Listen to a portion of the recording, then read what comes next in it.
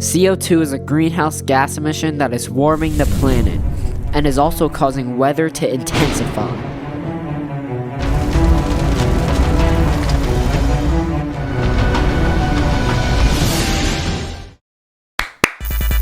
Because CO2 carbon emissions are causing climate change and a rise in the intensity of the weather, we need to figure out a solution to decrease the amount of CO2 there is being created by us humans.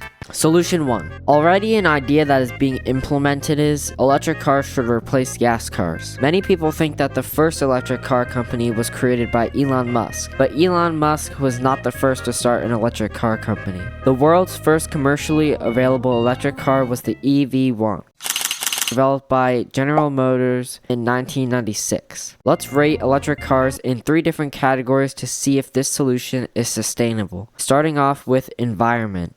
When it comes to the environment, at first glance, electric vehicles are way better than gas ones because they have fewer carbon emissions being emitted. To add on, electric cars have 65% lower lifetime CO2 emissions compared to gas cars, meaning switching to an EV can prevent as much CO2 as planting 56 trees annually. This is because unlike gas cars, electric cars use batteries that don't produce any tailpipe emissions, which means less carbon dioxide being emitted when you drive. The downside to this is the initial creation of EVs contributes to more carbon emissions than regular cars. For example, the batteries of an EV contain materials like lithium and cobalt that are really bad for the environment. When disposed of or damaged, this can lead to effects like deforestation, water pollution, and habitat loss.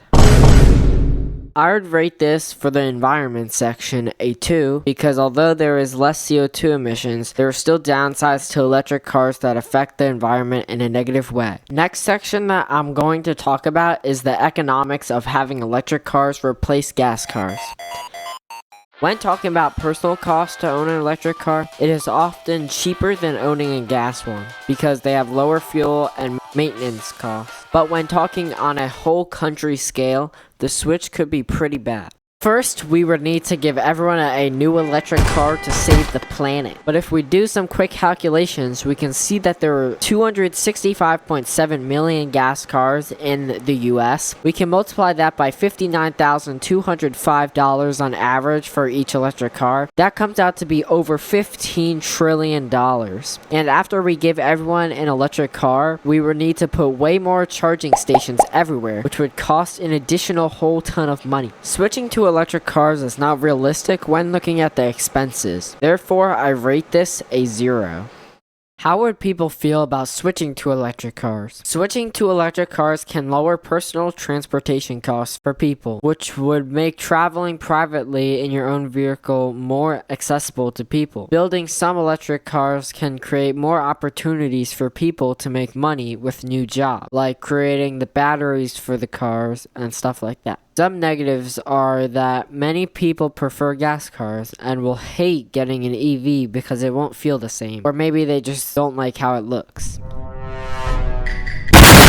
People will have to get an EV and will also have to buy their own charging station to charge their cars at home. Many may not like this idea of hooking up an EV charger to their home. Because of this, I rate this idea a 2. These are the results.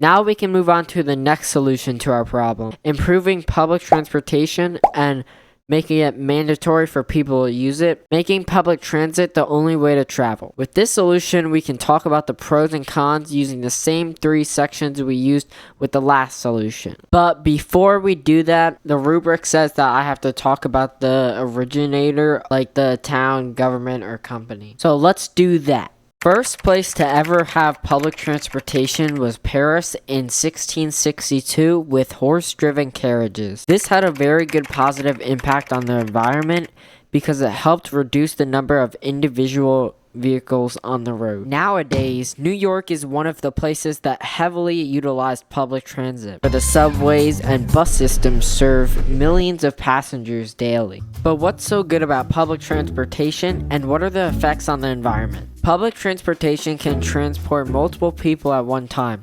reducing the number of personal vehicles on the road and resulting in lowering CO2 emissions per passenger mile.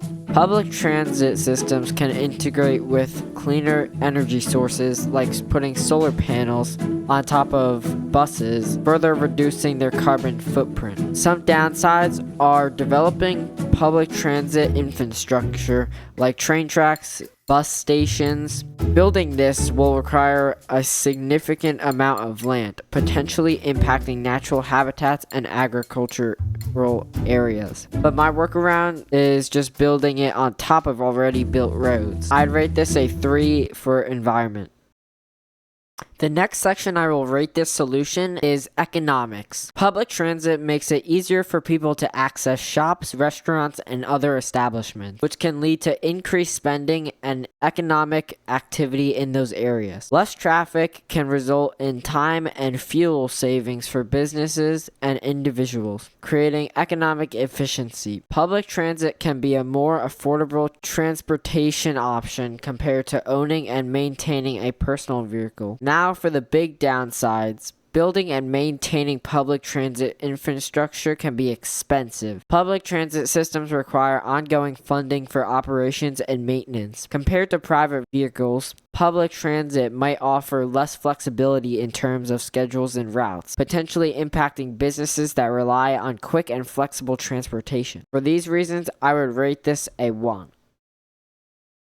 Now we can move on to our last section for this solution. Social equity. Public transportation is an awesome way to lower transportation costs for anybody, really. Public transportation can bring new opportunities to life for people who don't have access to their own personal transportation. New and improved public transit can give people access to jobs, and that would make them really happy because now they can get to places they wouldn't usually be able to get to. But there are many bad things with public transportation when talking about the social equity aspect, like personal preference. Many people do not feel safe or comfortable on public transportation. Most people would wish not to travel using public transit. For this reason, I would rate this a 2. This is the triangle result after all of my ratings.